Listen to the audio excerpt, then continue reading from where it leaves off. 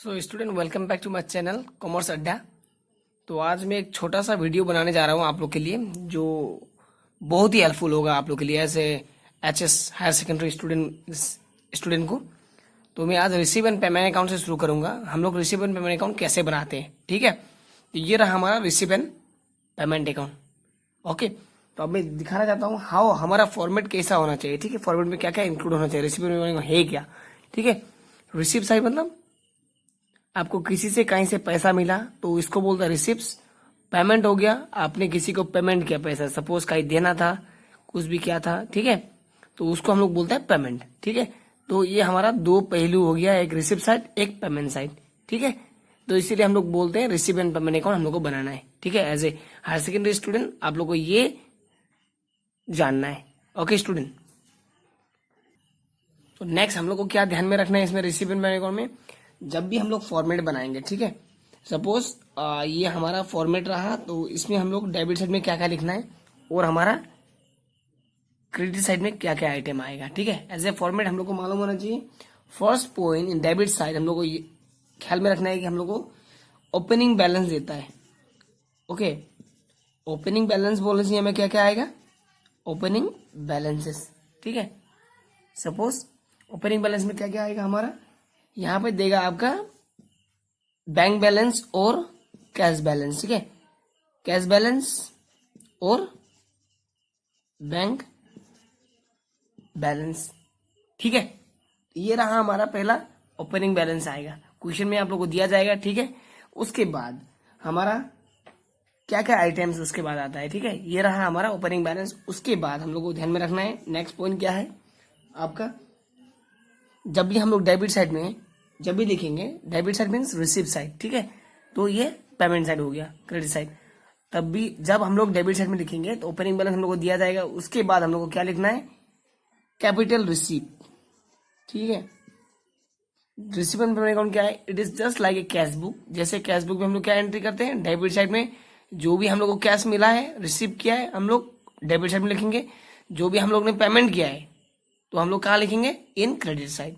तो इसीलिए receive and payment account क्या है, it is just like a cash book. Okay student, उसके बाद नेक्स्ट पॉइंट हम लोग को ध्यान में रखना है, जब भी हम लोग रिसीव एंड पेमेंट अकाउंट बनाएंगे तो हम लोग को ये चीज ध्यान में रखना है कि डेबिट साइड में क्या क्या आइटम आएगा और क्रेडिट साइड में क्या क्या आइटम आएगा। डेबिट साइड में देखिए ओपनिंग बैलेंस हो गया, उसके बाद नेक्स्ट आइटम हम लोग लिखेंगे यहाँ पे कैपिटल रिसीव, ठीक है।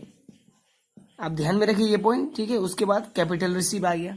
ओके, नेक्स्ट पॉइंट हम लोग को ध्यान में रखना है कि डेबिट साइड में क्यों कैपिटल रिसीव आया, क्योंकि रिसीव एंड अकाउंट में एक चीज होता है कि हम लोग का जब हम लोग रिसीव करते हैं पैसा, अभी का हो, पास्ट का हो, फ्यूचर का हो और प्रेजेंट का हो, ठीक है। ये चीज ध्यान में रखना है। तो हम लोग को क्या क्या यहाँ पे ध्यान में रखना है, कैपिटल रिसीव हो या रेवेन्यू रिसीव, ठीक है। डेबिट साइड में हम लोग रिसीव किया है मतलब कैपिटल रिसीव हो, सपोज लॉन्ग टर्म कैपिटल जो भी हम लोग रिसीव किया, अभी आज रिसीव किया, या फ्यूचर वाला आने वाला दिन का हम लोग रिसीव आज किया, या पास्ट का हम लोग ने आज रिसीव किया, तो हम लोग को लिखना है कैपिटल रिसीव, ठीक है। कैपिटल मीन्स लॉन्ग टर्म, जो भी हम लोग का सपोज हम लोग ने सामान बिक्री किया, प्रॉपर्टी बिक्री किया, जब भी पैसा मिला तो ये सब कैपिटल रिसीव है, ठीक है, ठीक है ना। उसके बाद नेक्स्ट पॉइंट हम लोग को ध्यान में रखना है यहाँ पे 3 नंबर पॉइंट, उसके बाद रेवेन्यू रिसीव, रेवेन्यू रिसिप्ट, ठीक है। ये चीज हम लोग को तीनों ध्यान में रखना है। और लास्ट हमारा पॉइंट एक बाकी है जो कि क्लोजिंग बैलेंस, और हम लोग लिख सकते हैं क्लोजिंग बैलेंसेस, ठीक है। ये चीज हम लोग को ध्यान में रखना है। Okay, as a student of commerce हम लोग को रिसीव बनाने का ये तरीका है। डेबिट साइड का आइटम मैंने बोल दिया ये सब, ठीक है। ओपनिंग बैलेंस आएगा, उसके ऊपर में हमारा कैश बैलेंस देगा या बैंक बैलेंस देगा, लिखना है। उसके बाद यहाँ पे कौन सा आइटम आएगा रिसीव साइड में, कैपिटल रिसीव हो या रेवेन्यू रिसीव हो, जो भी हम लोग रिसीव किया है तो हम लोग को लिखना है। यहाँ पे पास्ट प्रेजेंट फ्यूचर बोल के कुछ नहीं आएगा, ठीक है। सबका हम लोग को लिखना है, जब का भी रिसीव करना है हम लोग आज रिसीव करना आज लिख दो, ठीक है। तो उसके बाद क्लोजिंग बैलेंस, क्लोजिंग बैलेंस में हम लोग को क्या होता है, यहाँ पे डेबिट साइड में क्लोजिंग मतलब क्लोजिंग बैलेंस क्या है, जो भी क्लोजिंग बैलेंस बोल के देगा यहाँ पे दैट मीन्स बैंक ओवरड्राफ्ट, ठीक है। इसको हम लोग क्लोजिंग बैलेंस लिखे। फिर उसके बाद नेक्स्ट हमारा क्रेडिट साइड में क्या क्या आइटम आएगा, अब देखिए सेम।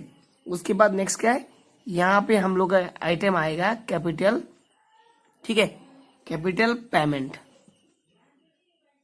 हम लोग ने फ्यूचर पर्पज लिए कुछ भी सामान खरीदा, ठीक है, लॉन्ग टर्म पर्पज, तो ये सब इधर आएगा, पेमेंट किया ना हम लोग ने। उसके बाद नेक्स्ट आइटम क्या आएगा इधर देखिए, उसके बाद यहाँ आएगा रेवेन्यू, ठीक है, ये सब रेवेन्यू है, रेवेन्यू पेमेंट। हम लोग डेली बेसिस में कहीं हमने सामान खरीदा, कुछ भी खरीदा, तो हम लोग को क्या लिखना है, रेवेन्यू पेमेंट, ठीक है, ये हमारा क्रेडिट साइड में आएगा, ठीक है, 2 नंबर हो गया। उसके बाद नेक्स्ट पॉइंट हम लोग का ध्यान में रखना है, हम लोग को क्या है, वो है क्लोजिंग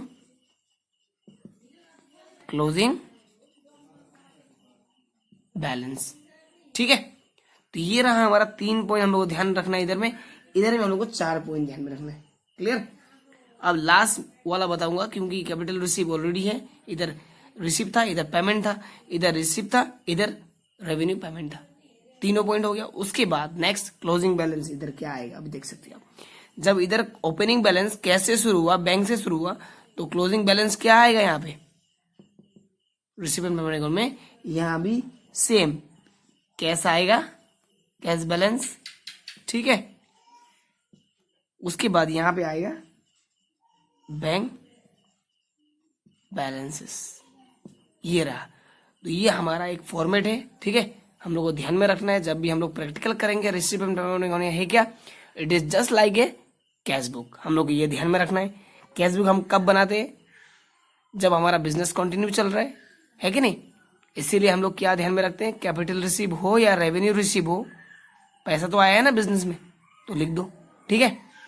और जब भी हम लोग रिसीव पेमेंट बनाते हैं ओपनिंग बैलेंस होता है, ठीक है, और उसके बाद लास्ट में क्लोजिंग बैलेंस हम लोग को निकालना ही पड़ता है, ठीक है।